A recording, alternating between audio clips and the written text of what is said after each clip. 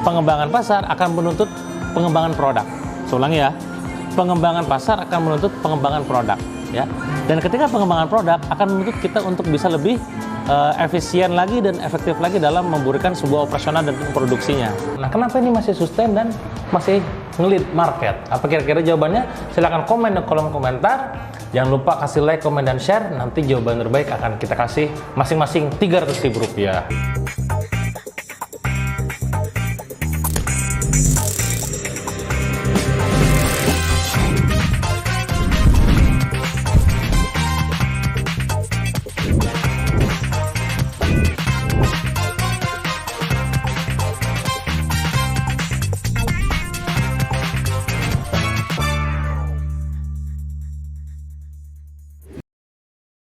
Siang hari panas-panas, lapar, dan langsung menuju ke tempat yang juga sangat idola. Apakah itu? Waroeng Steak and Shake. Nah, ini punya Mas Jody, ya, punya kawan saya. Saya pengen makan di dalam, tapi sambil makan nanti kita coba bedah apa pelajaran yang bisa kita ambil untuk diterapkan di bisnis Anda masing-masing tentunya. Yuk, come on, kita masuk langsung.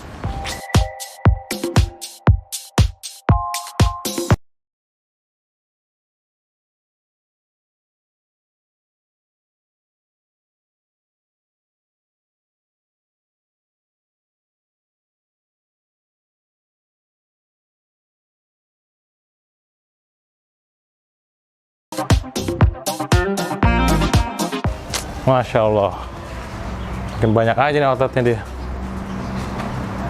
Kalau nggak salah, setahu saya sih udah lebih dari 100 ya. Terakhir meeting itu lebih dari 100.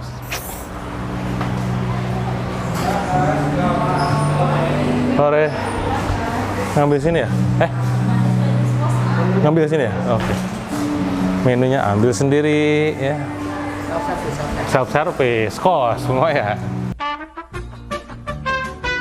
Ada yang kerasa beda sih, mungkin dari experience yang mau dihadirkan, mungkin ya, mungkin menggarap lebih ke anak muda. Dan benar kayaknya yang ngumpul banyak anak muda sekarang ya. Dulu banyak keluarga ya, di dalam nanti bisa dilihat banyak anak mudanya. Oke, kita mesen ya. Bismillahirrahmanirrahim. Dear Steak Lovers, untuk memudahkan pelayanan jangan lupa tulis nomor meja pada nomor nota order. Oke, nomor meja berapa nih? 14. Buka Steak ala Waroeng. Nah, ini juga namanya kan setahu saya dikirain baca itu warung gitu ya. Warung kan gampang diinget ya. Sampai pada ini saya sempat kita waktu breakfast bareng Mas Jody, ownernya langsung di salah satu hotel di Bandung. Beliau men-spill namanya itu ternyata Waroeng. Waroeng Steak and Shake merupakan restoran steak asli Indonesia.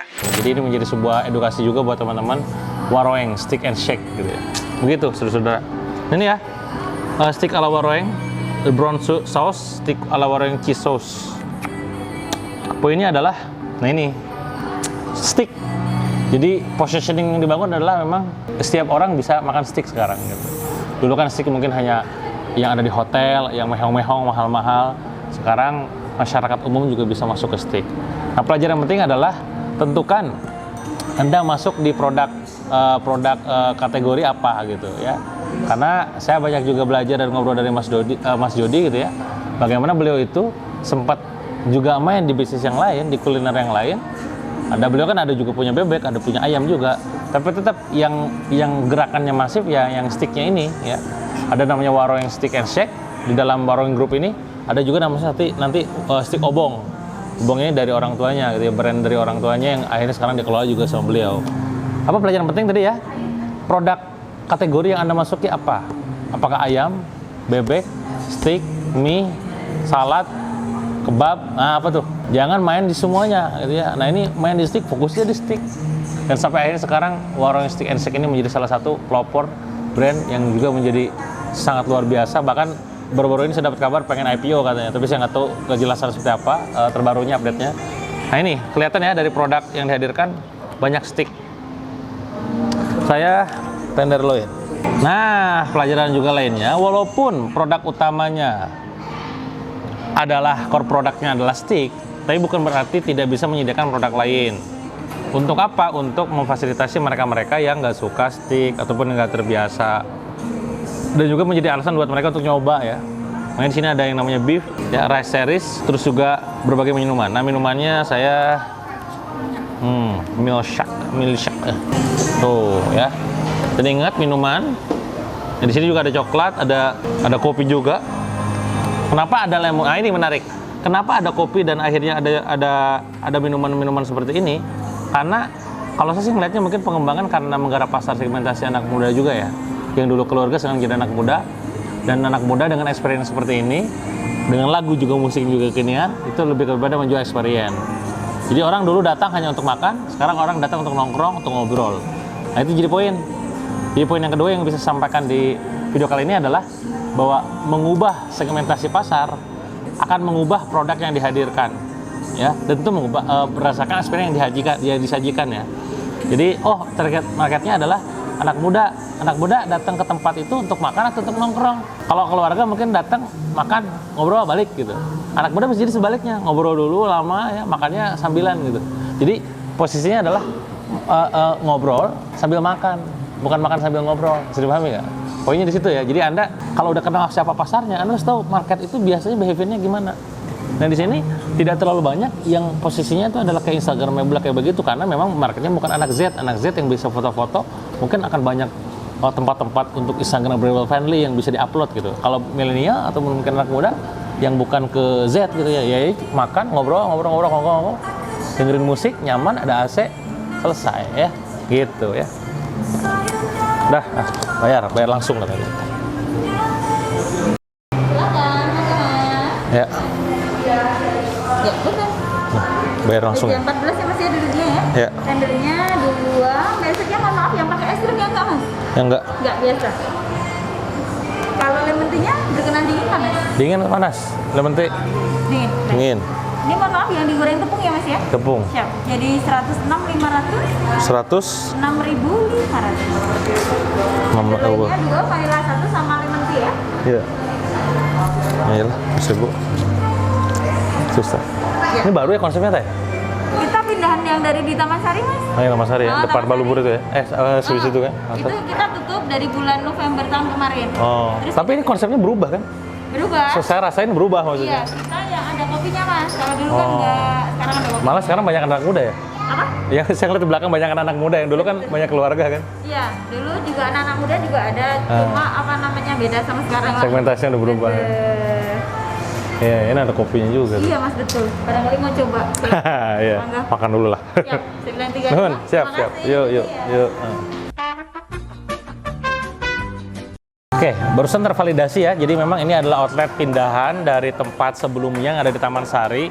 Karena saya termasuk juga yang sering datang ke Taman Sari dan merasakan ada suasana yang berbeda. Dari mulai experience di sini adalah musiknya yang lebih muda, lebih up to date, tempatnya juga, mejanya, ruangannya, interiornya gitu kan.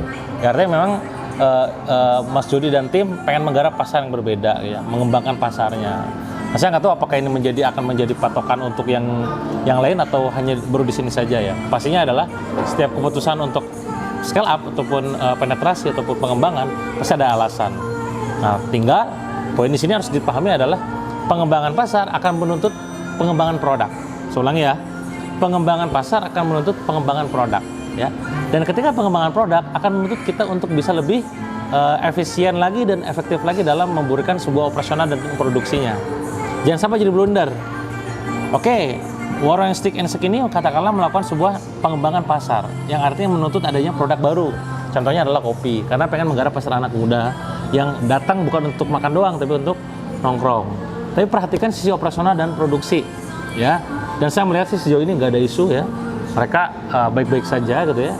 Karena konsepnya makan di tempat. Emang ada yang isu Kang? Ada. Kalau misalkan teman-teman tahu, ada sebuah brand yang saya katakan pasti Anda tahu namanya McDonald. Ya, saya sebut aja ya, McDonald.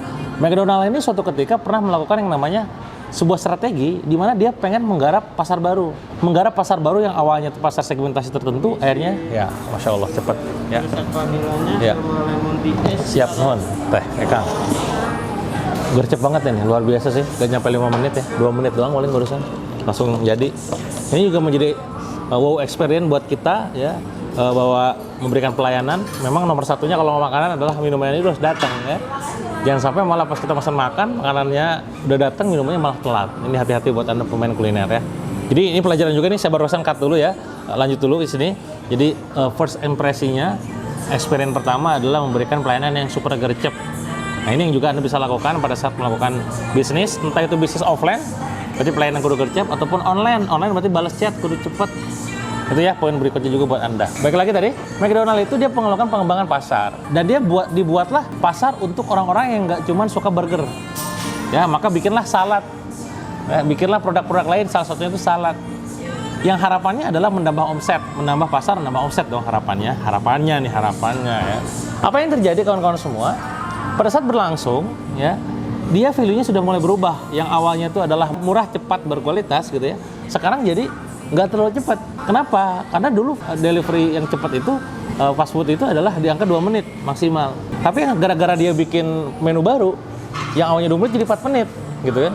Yang hasil orang dulunya tuh nunggu 2 menit beres, sekarang jadi lama gitu. Nah itu membuat orang kecewa dan akhirnya pelanggannya jadi berkurang. Nah dari situlah dia keluar dari value-nya, keluar dari brand-nya gitu ya, brand DNA-nya, dan mengembalikan lagi tuh akhirnya. Makanya sekarang di McDonald udah gak ada lagi salad kan. Jadi fokusnya ke burger, kembali ke burger, kentang, dan chicken dan lain-lain. Baik lagi teman-teman semua, kita perlu pengembangan produk. Ya, oke kita pengembangan pasar, pengembangan produk, tapi jangan sampai jadi negatif ke bagian operasional juga produksinya, gitu ya. Itu poin-poinnya. Contoh lagi pelajaran.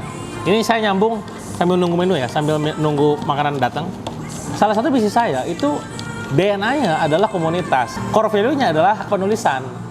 Nah, salah satu brand saya ini di bisnis saya itu dia mulai si ownernya tuh si CEO-nya, ownernya saya ya. Si CEO-nya leadernya tuh mulai garap yang lain-lain. Garap printing, garap Al-Qur'an, garap POD dan segala macam, mulai nggak fokus. Kenapa nggak fokus? Bukannya bagus kan produk, nggak apa-apa, tapi masalahnya adalah natural bisnisnya, bisnis prosesnya itu beda-beda. Itu membuat akhirnya tim itu secara operasional jadi lambat, kurang fokus. Udah kurang fokus, kurang maksimal. Jadi sekali lagi, hati-hati dalam pengembangan produk, hati-hati dalam pengembangan pasar. Akan selalu ada risiko yang siap Anda terima ya.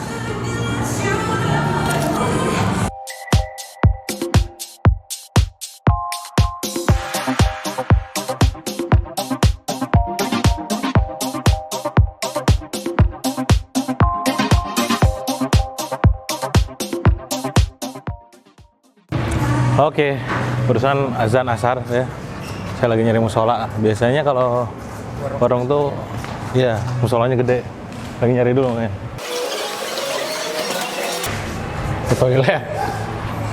Musola ada. Di sini musola. Jadi salah satu karakter ataupun kriteria yang memang selalu diusung sama owner dan juga founding fathers-nya lah ya, shareholder-nya di Waroeng ini adalah spiritual journey ya. Nah ini ya.